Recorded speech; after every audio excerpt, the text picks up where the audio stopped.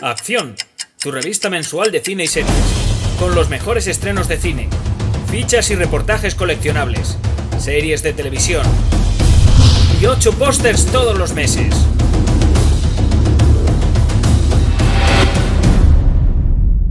Búscala en tu kiosco. Y la pregunta es, ¿de dónde nace Gigantes?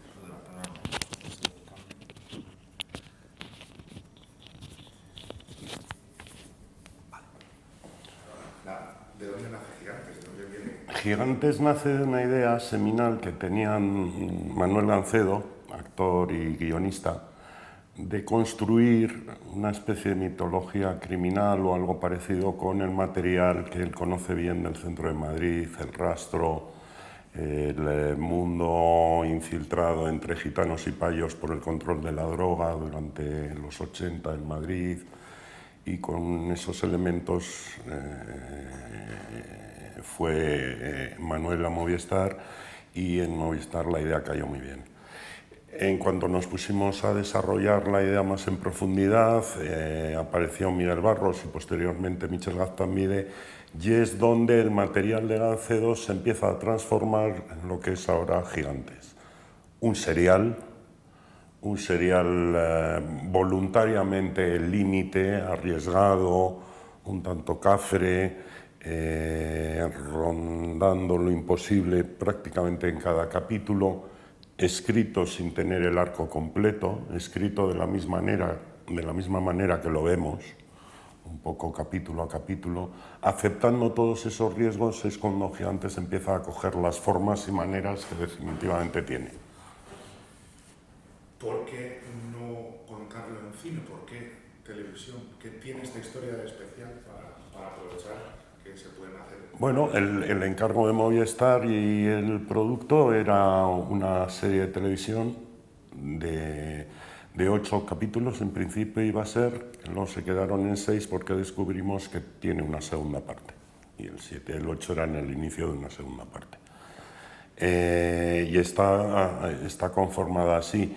Una película no hubiera abarcado ese desarrollo tan peripecia y errático como acaba yendo Los Guerrero, ¿no? Sí tenía maneras de película un poco el capítulo 1 y el episodio fundacional, la historia de Abraham y sus 3 hijos y demás, pero también lo supimos encajar en el capítulo 1 y en la duración de todos sus hermanos, ¿no? Nos apetecía esa forma de serial, nos apetecía el continuará permanente, nos apetecía jugárnosla con elipsis muy bestias y con... Luego teníamos otra libertad en esta serie, y es que no tenemos ni misterio, ni asesinato, ni who do it, ni nada que resolver. Solo devenir, solo avanzar, solo aventura, solo cruce de géneros, solo seguir asistiendo a esta pandilla de solitarios que se quieren destruir entre sí. Y eso, como cineasta, yo creo es muy liberador también, porque sabes que la historia sigue, no acaba, sigue. Entonces, ese ánimo de movimiento permanente yo creo que define también muy bien el trabajo.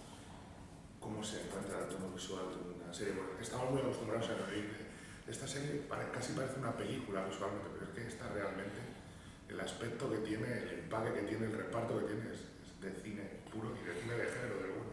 Pues un proceso sobre la marcha, teniendo algunas decisiones muy claras, el 235 a Unanx Mendía como director de fotografía, y luego también el primer rasgo de estilo, que es el presupuesto, ¿no? Que también tienes que tener en cuenta y que te separa de una película.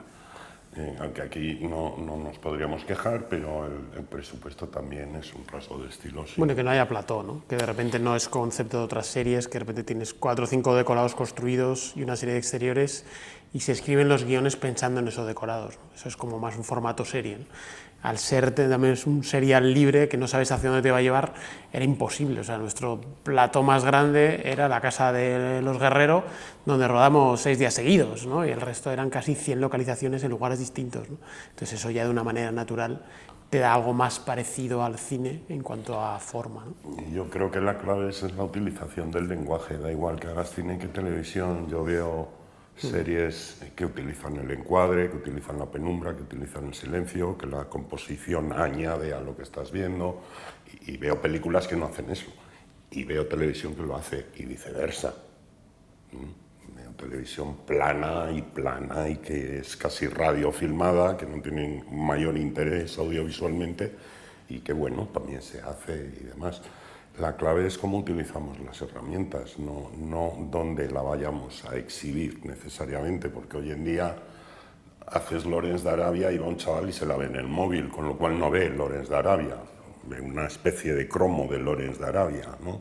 No es lo mismo ver la Gioconda que ver una foto de la Gioconda, ¿no? En fin, esos valores yo creo que son los que nos propusimos todo el equipo y los dos aquí presentes, de disfrutarlos muy mucho, para empezar por el formato, la dirección de actores y darnos el gustazo de no estar tampoco sometidos a los estilemas de la época, ¿no? Planos medios, umbral de iluminación amplio, música por doquier.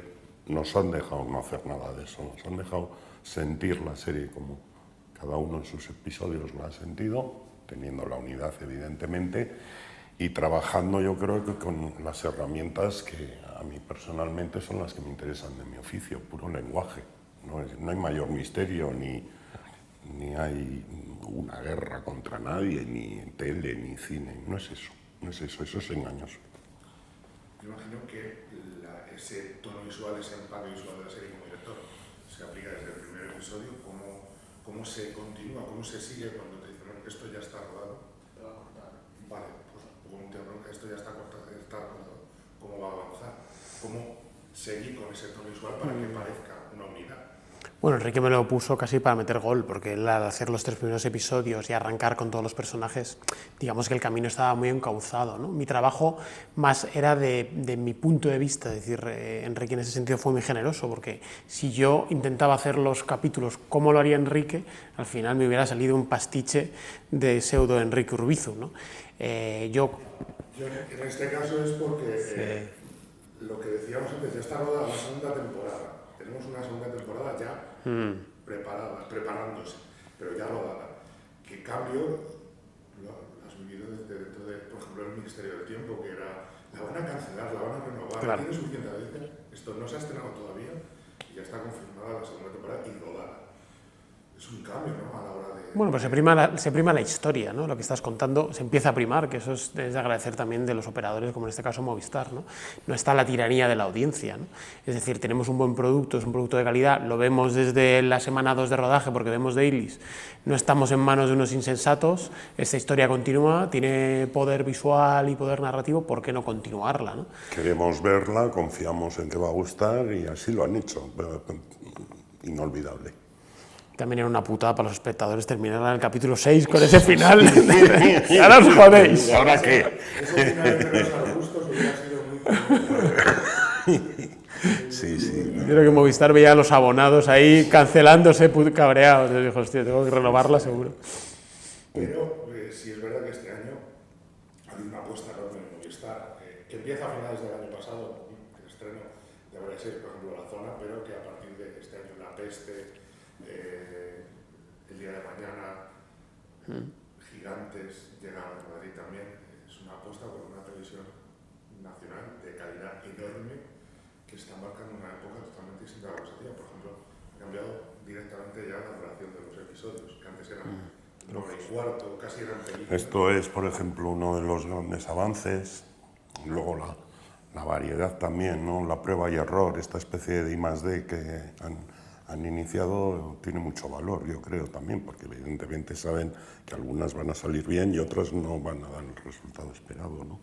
Pero implementar ese ritmo de producción y demás, pues está muy bien, porque yo creo que además, a poco que acierten las series, irán abriendo puertas, ¿no? El 2.35, por ejemplo, ya lo han usado para una serie, falso 2.35, pero el formato panorámico. Entonces, bueno, es cuestión de ir empujando tramas más complejas y que no todo sea tan plano, e intentar hacer una relación con el espectador más comprometida, más exigente, menos plana, ¿no? Porque creo que hay para todos. Se pueden hacer productos para muchos targets, pero creo que se pueden hacer también productos un poco más exigentes, ¿no?, en su relación con el público. Y productos, en este caso, todos de autor. Hemos tenido Alberto Rodríguez, Sky. Autor no sé, esto lo hablamos mucho, pero Gigantes es el trabajazo de un equipazo que no tengo palabras, desde el desarrollo hasta el último de la postproducción.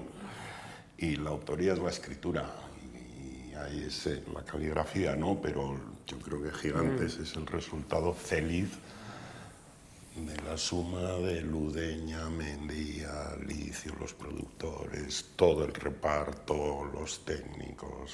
Sonido, la música. Un equipazo, Mario de Benito, todo no se ha encajado. Luego decíamos también mucho, cuando hablábamos al principio, decíamos, Gigantes será lo que Gigantes quiera ser. Sí. Que no es como yo puedo querer que Gigantes sea muy violenta y al final Gigantes no es violenta. Sí. No, por yo mucho que quiera, el material sale a flote, ¿no? Y eso era muy bonito, escuchar al material, ¿no? Sí. Y a veces le preguntaba a Enrique, ¿pero cómo has enfocado esto? Y dices, pues no, mira, me he encontrado esto aquí, estaban los actores allí y de repente... Te lo da él, sí. No voy a mirar para otro lado, ¿no? Y de repente te va guiando, ¿no?, el material, tiqui, tiqui, tiqui, y de repente, boom, forma... Bueno, también asumiendo riesgos, no intentando ser complaciente, no sintiéndonos cómodos, ¿no?, dirigiendo y trabajando, sino jugando un poco al límite de la credibilidad, con todos estos textos complejos. Esgrima con el guión, y eso está muy bien, porque los guionistas están muy locos y son muy provocadores, y nos planteaban siempre situaciones que decías, a ver, ¿a esto por dónde le meto mano?, ¿no? Ambiguas, complejas, los personajes son anguilas, muy resbaladizos. Los llevas por un lado y se te escurren por otro, ¿no? Entonces hemos estado entretenidos, y aceptar eso es esencial para que la serie haya quedado como ha quedado. Y además plantear, es un thriller criminal, un drama criminal, tiene elementos de cine policíaco, pero tiene un regusto casi a western. Los personajes son muy pequeños. Se nos cuela, no lo podemos evitar. Marca la casa. Ese tipo de Peckinpah... Supongo que mi generación, y que es la de los dos guionistas y tal y cual, tiene unos lazos emocionales con el crepuscular de los 70 y de los 80 que son muy formativos, ética y moralmente y estéticamente formativos, ¿no? Quieras que no, por algún lado se nos debe ver el ADN. No soy consciente ni utilizo conscientemente las referencias, pero sí sé leer o olfatear la relación entre algunas situaciones y adscripciones genéricas o ángulos de cámara, no lo sé, ahí voy. A cada uno le sale su generación, supongo, ¿no? Es normal, claro. Este no es tan Peckinpah, porque es más joven y porque, pues bueno, el consumo de Peckinpah lo habrá recibido, pues como otros. A ver qué fue aquello. A mí me tocó en directo, ¿no?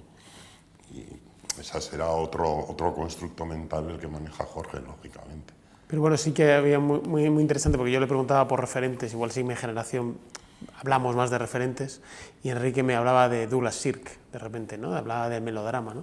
Y fue bonito porque yo había visto algunas películas de Douglas Sirk, pero hice una inmersión a toda su filmografía durante la preparación, ¿no? Entonces buscar, de repente apareció aquella palabra de melodrama criminal que empezamos a explorar, y el ahí... sillón de Abraham como claro, elemento de melodrama, de presencia, de hueco, esas cosas que se aprenden. La herencia familiar. Películas buenas, ¿no?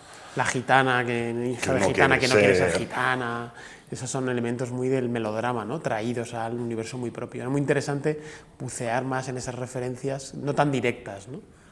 Porque al final estos son... Sí. Al final es una familia, los guerreros, que están en guerra con el mundo que les rodea y en guerra continua con entre sí. Y entre sí y con ellos mismos, cada uno. Sí. ¿Cómo es esta guerra continua, de estar en armas continuamente con todo y con todos? Pues debe ser agotadora. Si no eres personaje de folletín, eso no debe haber quien lo aguante. El ritmo cardíaco de los guerreros, ¿verdad? Decíais antes que es una serie de llevar cada capítulo a una situación imposible, pero viéndolos todos, no hay nada imposible. ¿Lo reconoces todo como algo Por eso se llaman gigantes, ¿no? Porque salen de ahí, porque se creen impunes, porque se creen que salen vivos y efectivamente salen de ahí, continúan y continúan. Yo no sé el cómo, pero el proceso ha sido, ya te digo, irles dando cuerda y no negarnos nunca a seguirles y no censurarles. No censurarles. Hemos pasado por territorios insospechados en los que no pensábamos que íbamos a pasar, ¿no? Y en la segunda parte se pasa por otros, ¿no? La violencia, por ejemplo, los niveles explicativos de lecciones de economía que hay en el capítulo 3, son cosas que en otras etapas a mí no se me hubiera ocurrido como guionista o como director, ¿no? Estructurar eso, por ejemplo. Y vino dado, me encanta esa parte del capítulo 3 en que la cría está leyendo el libro de texto. Y lo que son unas lecciones de economía de EGB o de primer ciclo, de como se llame ahora, son la ilustración de la riqueza, el tráfico del dinero negro, el viaje de la droga y de la coca. Te vas encontrando oportunidades así, el tiroteo que tiene él en el capítulo 6, ¿no? Dices, dame a mí, venga, trae, vamos a hacer esto, ¿no? Ese nivel de aventura que tienen ellos, pues lo hemos tenido nosotros como cineastas.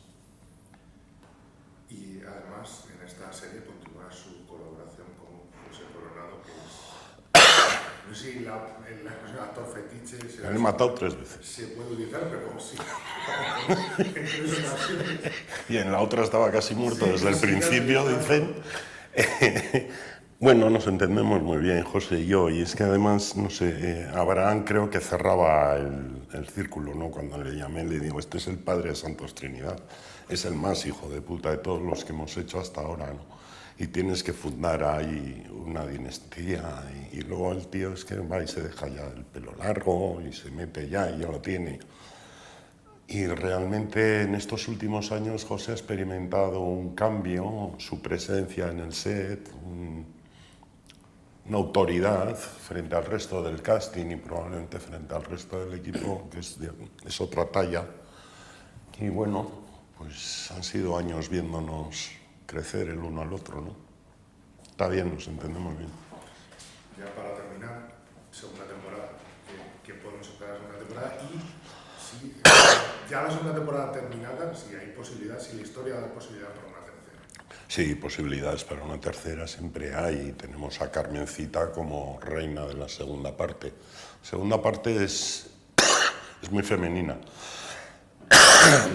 Los personajes femeninos se unen, se crean extrañas alianzas, madre e hija se separan, inician batallas separadas.